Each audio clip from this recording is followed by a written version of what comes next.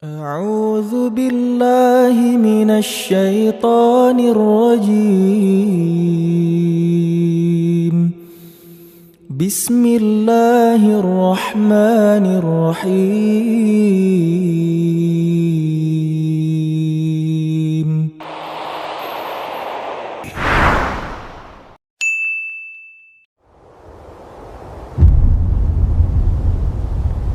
Klik tombol berikut untuk mendapatkan update ilmu yang insya Allah bermanfaat. Masih ada harapan, masih ada waktu untuk bisa mengejar ketertinggalan. Optimislah, berharaplah kepada Allah. Allah akan memberikan kemudahan. Ya.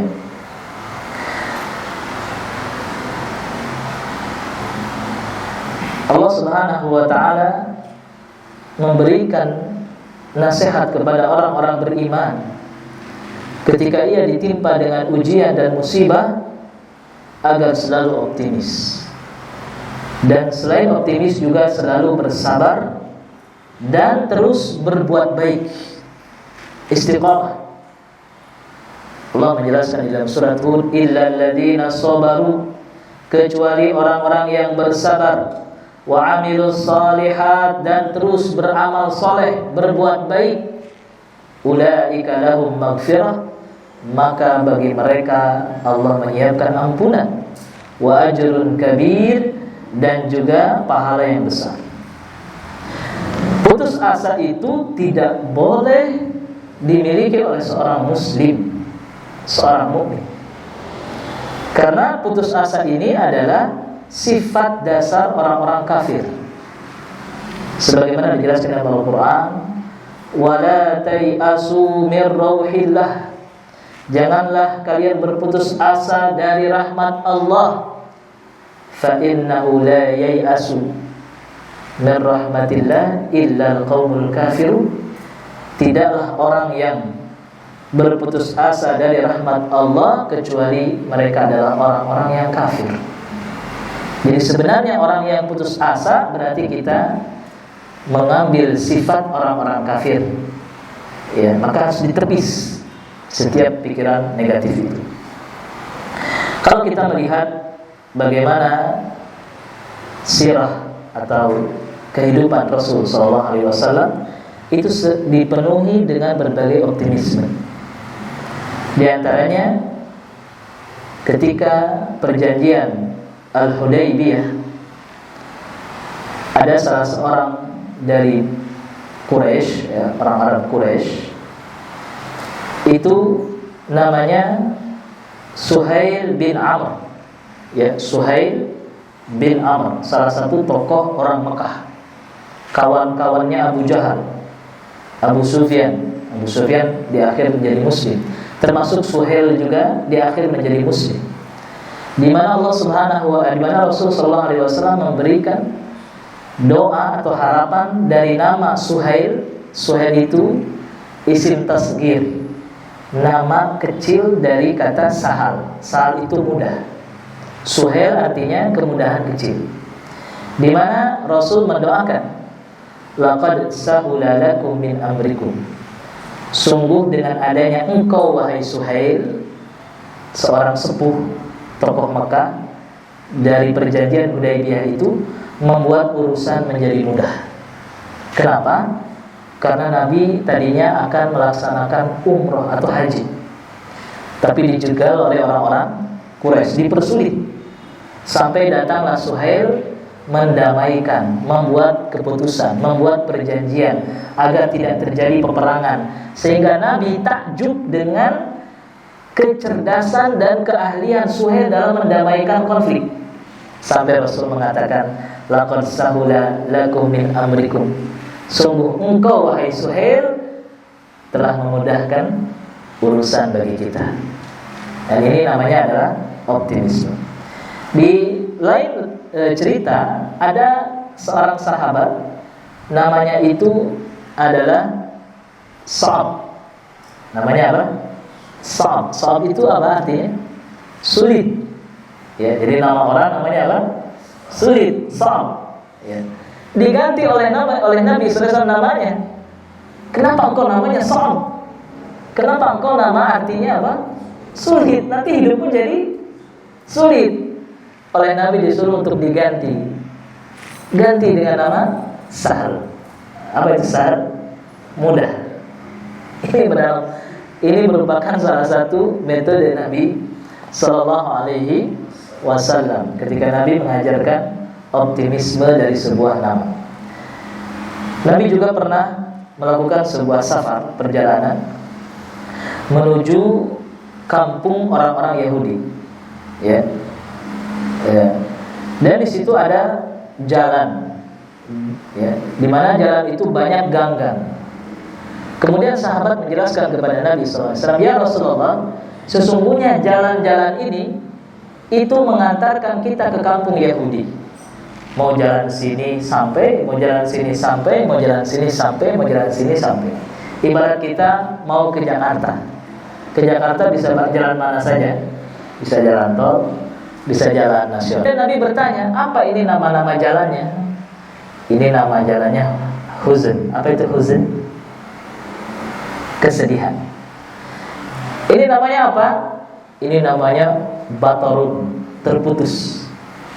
Waduh, kalau yang ini namanya apa jalan? Yang ini adalah murahhab. Apa itu murahhab? Yang disambung. Dari 3 nama jalan itu, Nabi lebih memilih jalan yang namanya apa? Baik. Ya, yang namanya apa? Baik. Nabi mengambil jalan murahhab, artinya jalan yang disambung. Itulah yang diajarkan oleh Nabi SAW, selalu mengambil mana yang mengandung mana yang baik. Ya. Dan juga di dalam riwayat yang lain, ya, Nabi SAW menasihati orang-orang yang sedang berdoa, ya, memohon kepada Allah Subhanahu Wa Taala. Ya. Ada sebagian orang ketika berdoa itu dia pesimis, sampai dia mengatakan, ya Allah, saya sudah berdoa berkali-kali, kenapa belum dikabulkan? Ya. Misalnya Kang Amir ya berdoa, ya Allah, tolong saya ya Allah. Ya, saya ingin segera. Saya tidak berani melanjutkan. Saya ingin segera, pokoknya segera. Disegerakan gitu. Pokoknya disegerakan kebaikan. Tetapi sampai sekarang belum dikabulkan. Sehingga ia menggerutu. Kenapa tidak dikabulkan? Ya Rabb. Maka Nabi menasihatinya, ud'ullah, mintalah kepada Allah Subhanahu wa taala, wa antum muqinuna bil ijabah, dan engkau yakin di dalam hatimu bahwa doamu pasti akan diijabah. Itu membangun optimis atau pesimis? Optimis. Husnudzon kepada Allah Subhanahu wa taala. Dan tidak ada doa yang ditolak. Tidak ada doa yang ditolak. Semuanya pasti akan diijabah.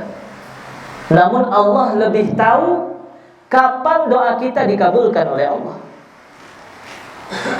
Kenapa Allah tidak mengabulkan sampai sekarang? Bisa jadi kalau dikabulkan sekarang bukan membuat kita lebih baik, tapi bisa jadi akan membuat kita lebih buruk. Contoh,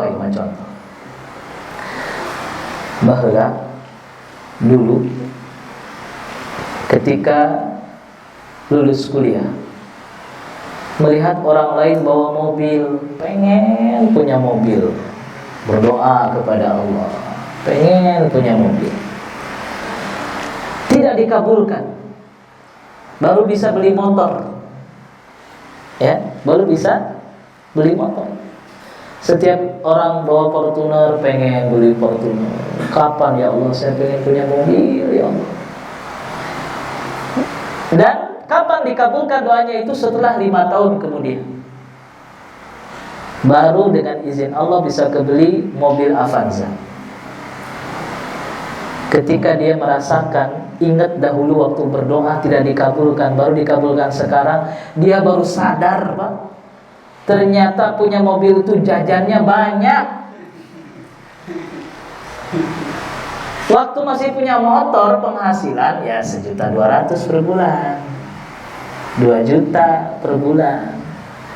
Allah menyesuaikan setiap pengkabulan doa itu sesuai dengan kemampuannya. Kalau misalnya dikabulkan dan penghasilannya masih 1.200.000, jajana mobil sekali jajan sabaraha? Gaduk mobil di dia sabaraha jajan teh? Jajan motor jeung jajan mobil beda. Contoh oli lah, oli mobil sabaraha? Sekali ganti 50.000 aya, 40.000-an ya. Sakitu ganti oli, mobil ganti oli sabaraha? 300.000 ya. Pajak motor, ini jadi ngebahas karena pajak itu kenaon. Hei ngajelaskan optimis gitu. Pajak motor sabaraha tahu? 400 ya. 200, 300. Pajak mobil sabaraha? Aya 2 juta. Tah eta bedana. Karena ngarasakeun heuhnya teu samata-mata Allah ngabulkeun ayeuna kecuali urang geus mampu. Dan memang karasa gajina ayeuna 5 juta, cukup jang mobil sabulan. Nah itu kan. Nah itu yang harus dibangun dengan optimis, berpikir positif. Sehingga Rasul mengatakan, "Ud'ullaha wa antum muqinuna bil ijabah." Berdoalah kepada Allah dan engkau yakin doa itu akan dikabulkan. Wa'lamu anna Allah la yastajibu du'aan min qalbin ghafil. Ketahuilah bahwa Allah Subhanahu wa taala tidak akan mengabulkan sebuah doa dari hati yang lalai, dari hati yang tidak khusyuk, dari hati yang tidak yakin akan doanya. Allah tidak akan mengabulkan kalau hanya sebatas doa hungkul tapi doa tidak dibarengan dengan apa? Hati. Ya. Rasulullah SAW ketika terjadi pacaklik, ya, dianjurkan untuk sholat apa? Istisqa. Di antara sunnah melaksanakan istisqa, Nabi SAW memakai sorban, ya. Dan sorban itu oleh Nabi dibalik. Apa pelajaran yang bisa diambil dari merubah sorban itu? Nabi SAW berharap, berpikir positif, mudah-mudahan Allah Subhanahu wa taala merubah yang tadinya kondisi alam paceklik, kemarau, agar segera turun hujan. Sebagai isyarat kepada Allah Subhanahu wa taala, sebagai isyarat meminta kepada Allah agar segera diturunkan apa? Hujan. Itu mengajarkan optimisme. Ya.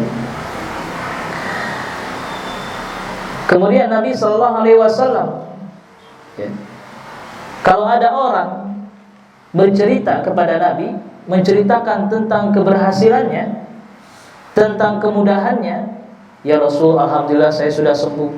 Ya Rasul, alhamdulillah saya punya pekerjaan.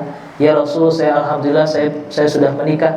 Nabi SAW memanggil dia dengan panggilan yang penuh optimis, memberikan kepercayaan dalam hatinya. Sehingga Nabi memanggil, ya Rashid, wahai orang yang mendapatkan petunjuk. Ya Najih, wahai orang yang berhasil. Dipanggil dengan panggilan yang enak didengar oleh siapa? Oleh orang yang berhasil. Kita juga mudah-mudahan nih, Kang Amir nanti bercerita kepada kita, Ustaz, insyaallah tanggal sekian, insyaallah saya mendapatkan kebaikan. Ini undangannya tolong disebar. Ya. Kita sampaikan, alhamdulillah, ya Najih, ya, Kang Amir antos berhasil. Ya, nah, itu Nabi mengajarkan demikian. Ya. Kemudian, ya,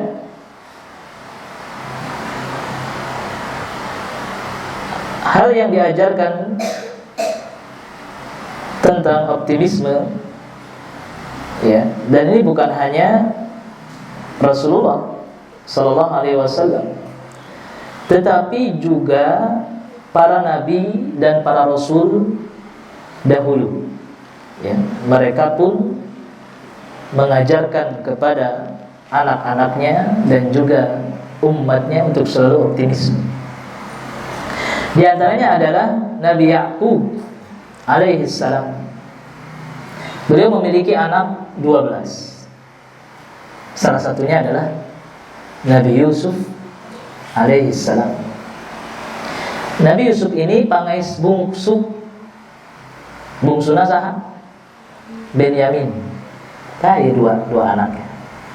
Nabi Yusuf, Benyamin. Ya. Kita tahu ceritanya bahwa Nabi Yusuf dijauhkan oleh saudara-saudaranya, dizalimi oleh saudara-saudaranya, bahkan dibuang ke dalam sumur. Lalu bagaimana sikap Nabi Ya'qub alaihi salam ketika ia dipisahkan dengan anak kesayangannya? Sedih, manusiawi sedih. Tetapi Nabi Ya'qub selalu menyimpan optimisme bahwa anaknya belum meninggal, sebagaimana informasi yang disampaikan oleh anak-anaknya tentang kedustaan bahwa Nabi Yusuf dimakan serigala. Yang namanya dimakan serigala pasti mati atau masih hidup? Pasti mati.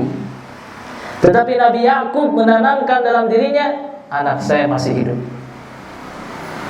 Lalu kemudian Nabi Ya'qub mengatakan kepada anak-anaknya, fasabrun jamil, demi Allah saya akan bersabar.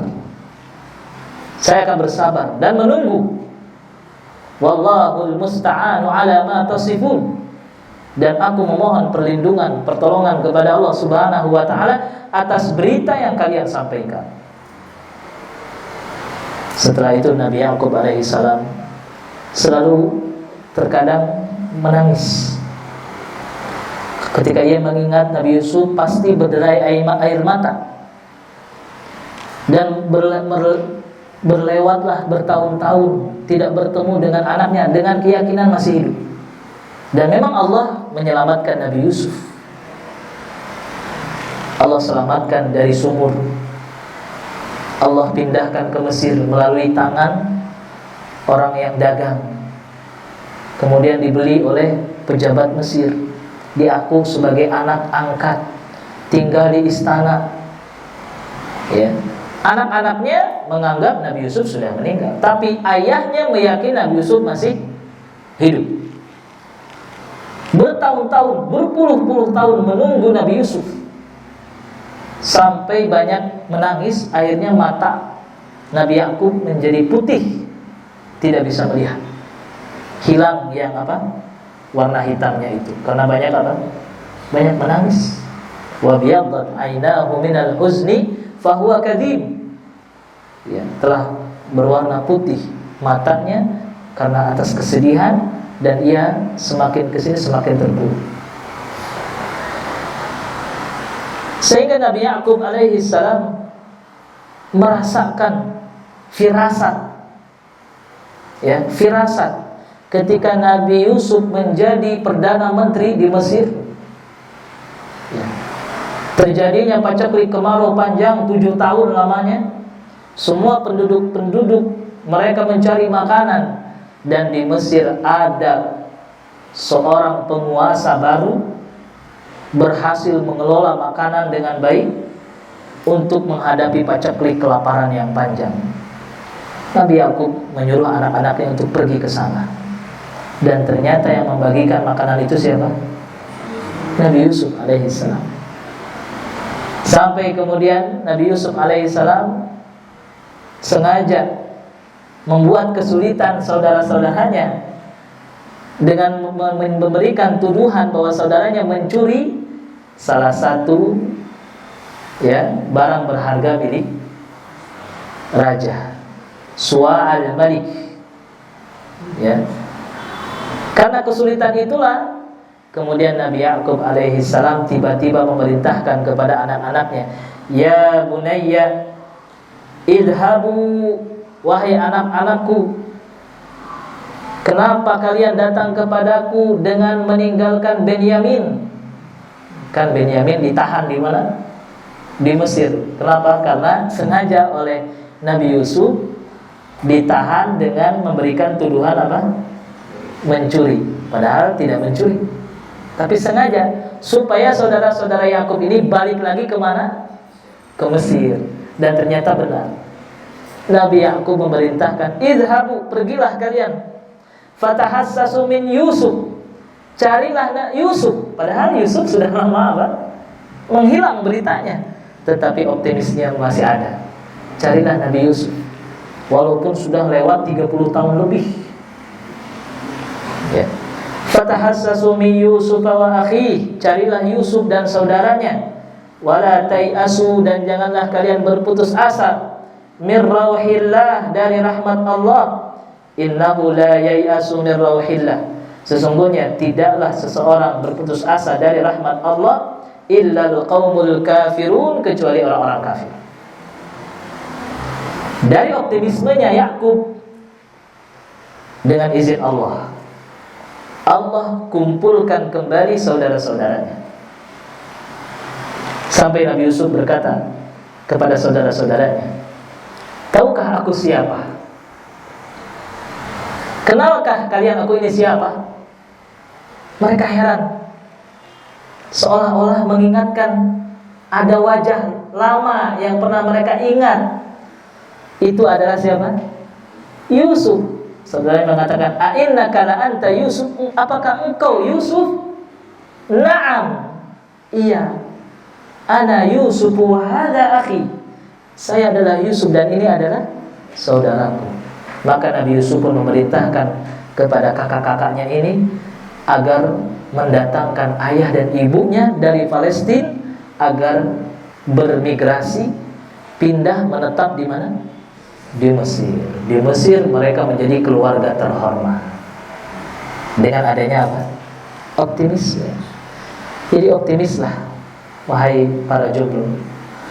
Optimislah, wahai orang-orang yang sedang mencari pekerjaan. Optimislah, insya Allah Allah akan memberikan kebaikan. Nabi Musa alaihi salam ketika dikejar oleh Fir'aun, dikejar, akan dibunuh, Nabi Musa membawa ribuan orang-orang Yahudi, diselamatkan. Ketika sampai di Laut Merah, ya, dan di belakang ada apa? Pasukan Fir'aun, gagah, kuat, persenjataannya lengkap. Mampu tidak untuk melawan Fir'aun? Tidak akan mampu melawan pasukan Fir'aun. Bani Israel, orang-orang Yahudi, umatnya Nabi Musa, mereka pesimis, putus asa.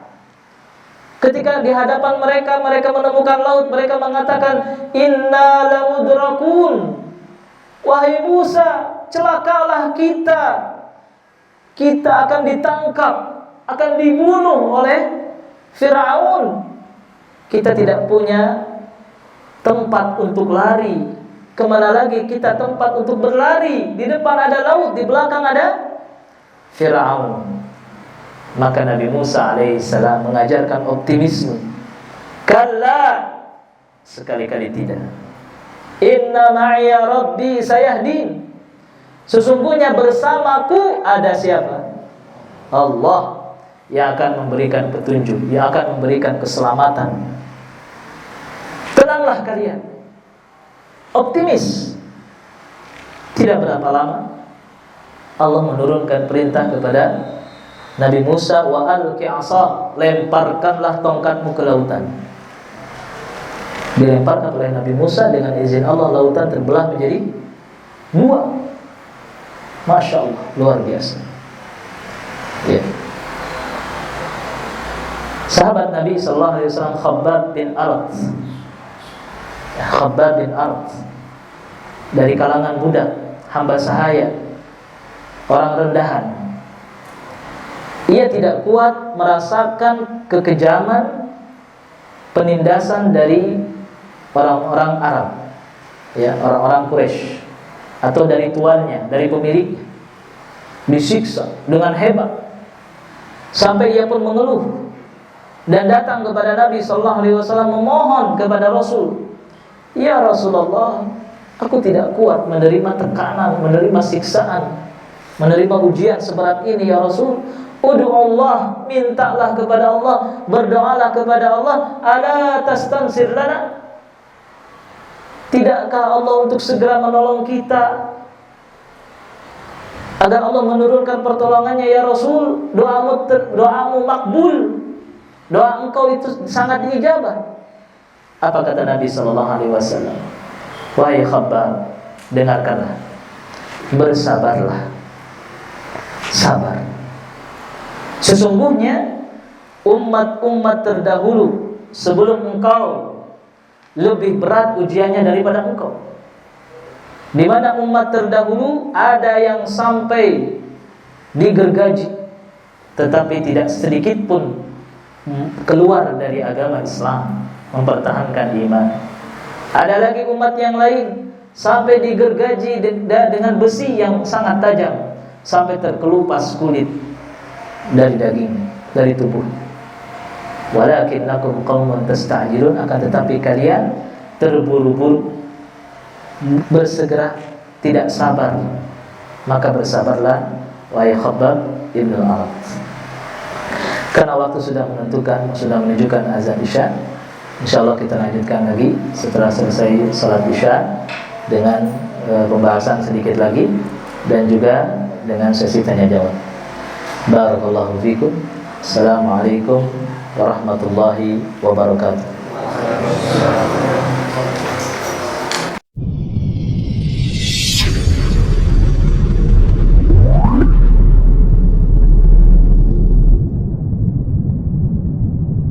Mau beli rumah tanpa riba? Hubungi kami sekarang juga, developer Pondok Raja Syariah. Hunian syariah bernuansa Islami untuk keluarga madani.